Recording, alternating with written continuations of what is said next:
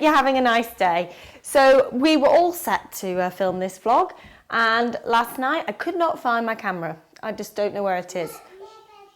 I think it might be in the shop. It better be, because I've turned the house upside down. So we're filming today on a second camera that's not as good, but I've got a radio mic on to improve the sound quality. So I hope the sound is all right, guys, and I'm really sorry that this is not what it normally is. But anyway, I'm here to show you my makes, my stash busting makes from December.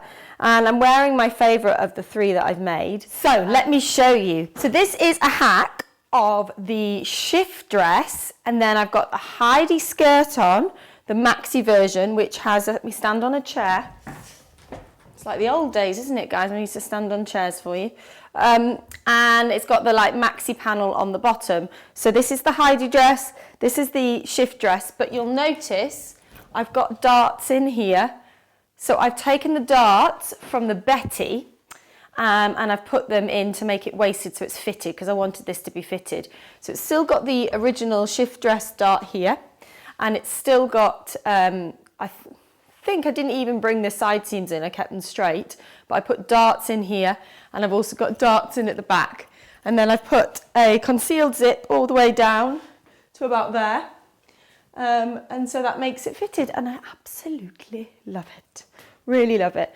Very much into my long sleeve maxi dresses at the moment, and yeah, I think this is perfect for this time of year, because I know I can wear more layers underneath, but I can also wear it with a nice chunky cardigan if I want it to be a bit warmer and more casual, or I can glam it up with earrings and heels for the evening. Not that I have anything glamorous and evening-ish to go to, but you know, I can do it. The possibility is there. This is a rayon, I should say, and you can see it works really well. So I'm happy with that. Yeah, so definitely a good make, definitely one that was slightly harder to do, but the great thing about these things is once you've done them once, you've then got, you know how you're going to do it again. So I've got some more rayon that I really love that I think would also be lovely for a maxi, which I think I showed you a few months ago and I never got around to doing it. And I was either going to do the tea dress maxi, but I think I might do this one, because it is quicker, this one, than the tea dress maxi that I made. So yeah.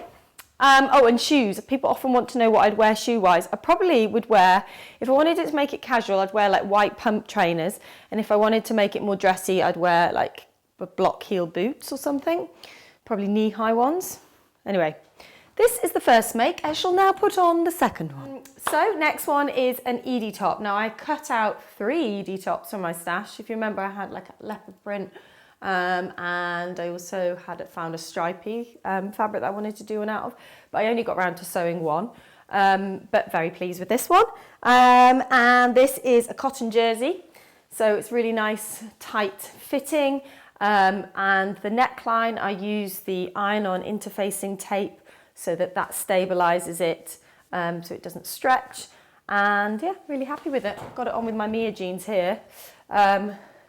But yeah, I mean, it's an Edie top, so it's not much to say about it, but I feel like this is the sort of thing I need more of in my wardrobe anyway, so I'm really pleased that I've done this one, and hopefully when I come back from India, I will have a chance to sew up the other ones. So yeah, I should say, as I've said that, I'm going to India in a few days. Very exciting. We have been working flat out at Sew Over It this week, trying to get all the samples sewn up. So I'll be shooting the next ebook over there, and we've been frantically sewing everything, and it's been really fun actually, because often people who don't understand what we do, friends and things, I think we just sit around sewing and drinking cups of tea all day. Anyway, that's what we have been doing with quite a lot of pressure, so it's not been super relaxing, but it has been really fun, everyone just sewing together for the whole week.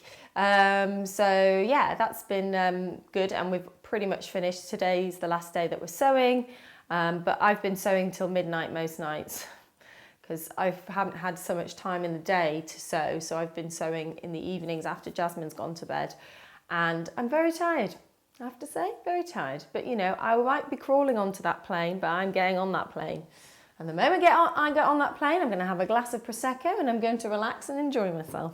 But yes, we've got quite a tight schedule, so we're not only shooting the ebook, but I'm also doing stuff for the Lisa Comfort Home side of things, so creating quite a lot of content and videos and we're traveling with Jessie, our photographer, and Catherine, who I work with as a kind of business partner consultant on the Lisa Comfort Home side of things.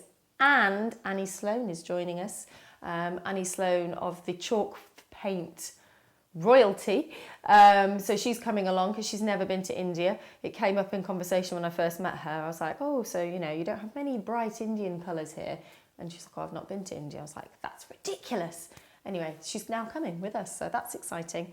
We're going to do block printing workshops. We are going to go to Rajasthan, so lots of textiles, lots of exploration, and I will be on my quest for colour for Lisa Comfort Home. I feel like India is the place of colour. They know how to bring colour into their life in every aspect, and so that's what I'm going to be looking at and seeing how they do it so well. I'm making a film about it as well, so yeah, watch this space. Right, next make that I managed, I shall put on now, just a second. Okay guys, you can't see them. Next up are my ultimate trousers. Let me stand up on here to show you. Now, because of the marathon training, I have been losing weight, and I had lost a bit of weight already this year, last year. So these are a little bit loose, because these are stretch cotton. I could have probably made these tighter, and I haven't tried them on until now. Sorry guys. But I am going to go back and fit them in a little bit more. The waistband is nice, it's not too tight, and I find that if you make the waistband really tight, then that can accentuate tummies, so I don't want to have that, but it is a little bit roomy around the hips because I've lost some weight in my bottom, so that's then making the hips a bit loose on me. So I do need to do a little bit of fitting, but not too much. It should be relatively easy. And the great thing about the ultimate trousers is because you overlock the seams separately, when it comes to altering, it's really easy because you haven't got them overlocked together. But yeah, pleased with them. Apart from that, it's always difficult when you've in this sort of when you know your weight fluctuates, and we know that happens a lot with women. And it's like, what do? Do you make alterations? Do you wear things that are a little bit big because you know that weight will go back on, or vice versa?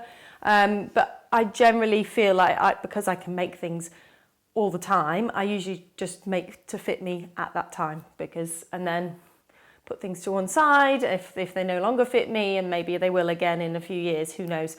So at the moment, obviously, because of the marathon training, I'm running quite a lot. I'm up to 10 miles, guys, just saying. And I'm going to go for a run after this, actually. And but yeah, once I stop that marathon training, I imagine I'll put some weight back on. So yeah. But anyway, these trousers I'm really pleased with. I just need to sort it out. Also, they're quite, I forgot how short the ultimate trousers are. Quite, what's her name? Gosh, Audrey Hepburn, aren't they? Very Audrey Hepburn. That was the inspiration when I designed them. But that means that you're going to get cold ankles. So I might not be wearing them for a while. So anyway, the main thing is this fabric, which was irritating me, seeing it sitting there, not having anything made in, it's now been used. So yeah. Right, I just want to say one more thing. That's my collection, guys. That's my makes. I just wanted to say one more thing before I go, which is that when I'm in India, I am going to go fabric shopping. Now, as you know, we're kind of closing the fabric shop as it was, but we want to do kind of one-off events and special sales and things like that. And so when the opportunity arises, we're going to make the most of it. And since I'm going to Mumbai, where I used to go fabric shopping, I'm going to go and buy a select amount of fabric. We're basically going to have a one-off collection of Indian fabrics, and it will be online so that everyone can make the most of it. And I will be going to get some lovely gems.